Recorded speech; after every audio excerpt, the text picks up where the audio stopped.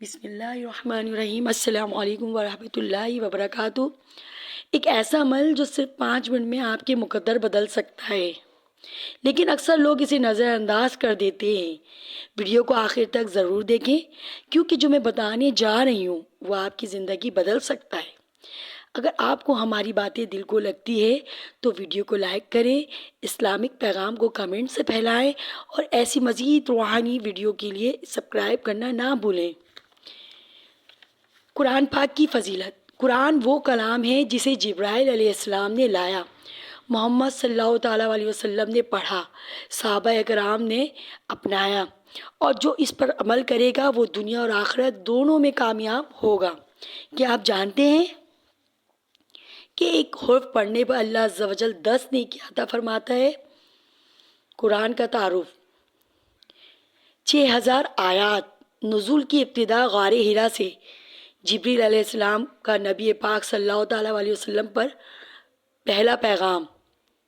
قرآن کی حفاظت کا وعدہ۔ سورہ ہجر آیت نمبر 9۔ نبی کریم صلی اللہ علیہ وسلم کا فرمان ہے کہ تم میں سب سے بہتر وہ ہے جو قرآن پاک سیکھے اور سکھائے۔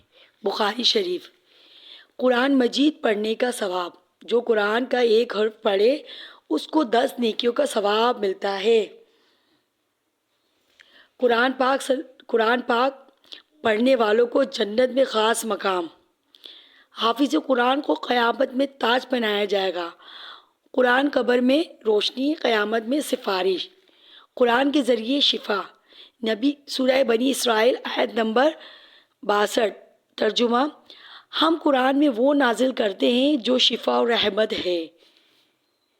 روحانی بیماریوں کا علاج۔ حسد، وسوسہ، جادو۔ قرآن کے اثرات اور واقعات۔ حضرت عمر رضی اللہ تعالیٰ عنہ کا واقعہ۔ سورہ طٰہٰ سن کر اسلام قبول۔ جنوں کا قرآن سن کر ایمان لانا۔ ایک شخص روز سورہ ملک پڑھتا تھا، قبر میں عذاب سے بچ گیا۔ ترمذی شریف۔ قرآن اور صحابہ رضی اللہ تعالیٰ عنہ۔ حضرت عثمان رضی اللہ تعالیٰ عنہ قرآن روز ختم کرتے۔ حضرت علی رضی اللہ تعالیٰ عنہ کا فرمان عالی شان ہے، قرآن ایک ایسا خزانہ ہے جو کبھی ختم نہیں ہوتا۔ جنگوں میں قرآن کی آیت سے حوصلہ ملتا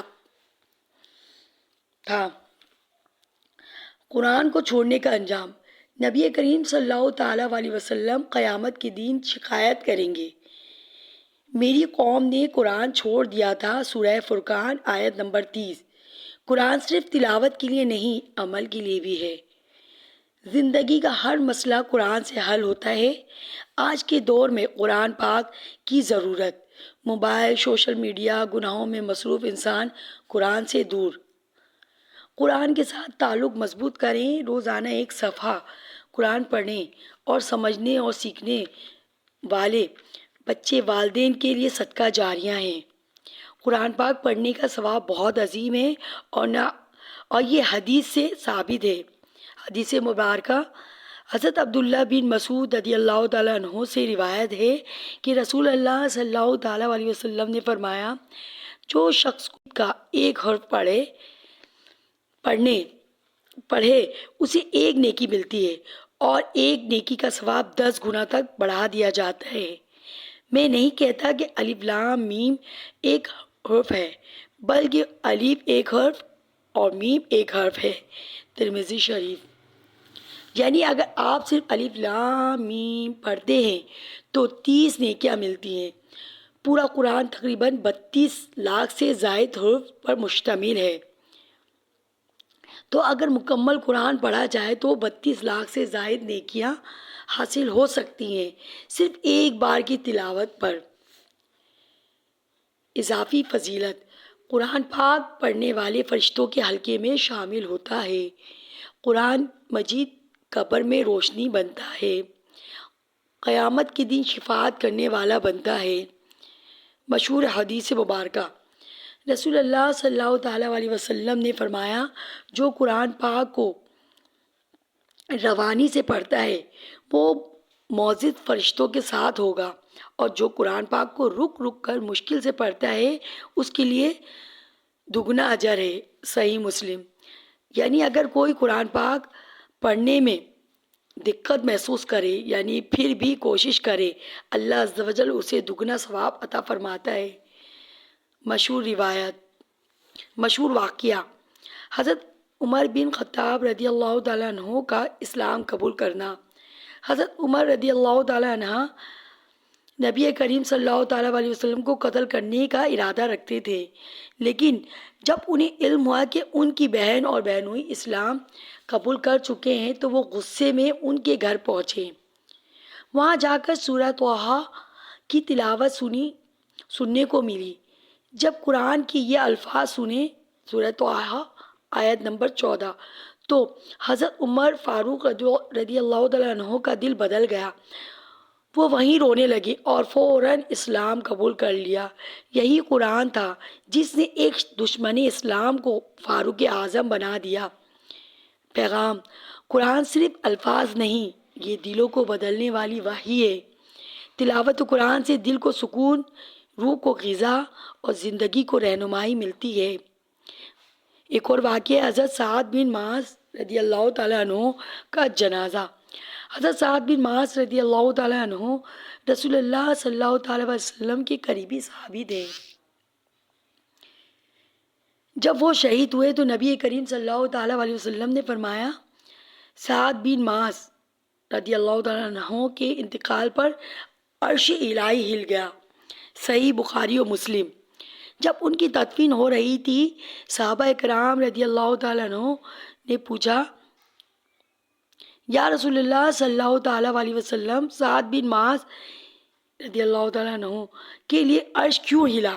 نبی کریم صلی اللہ تعالیٰ علیہ وسلم نے فرمایا، وہ قرآن پاک کے عاشق تھے، قرآن پڑھتے، اس پر عمل کرتے اور اس کے لیے جنگ کرتے تھے۔ سبق: قرآن پڑھنا صرف زبان سے نہیں، دل سے پڑھنا اور عمل کرنا اللہ عز و جل کو اتنا پسند آتا ہے کہ عرش بھی متاثر ہوتا ہے۔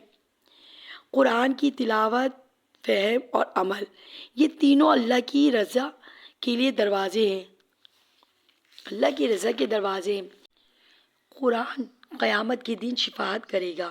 قرآن پڑھا کرو کیونکہ قیامت کے دن اپنے پڑھنے والے کی شفاعت کرے گا۔ صحیح مسلم۔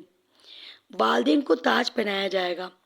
جو بچہ قرآن پڑھتا اس پر عمل کرتا ہے، قیامت کے دن اس کے لیے والدین کو ایسا تاج پہنایا جائے گا جس کی روشنی سورج سے زیادہ روشن ہوگی۔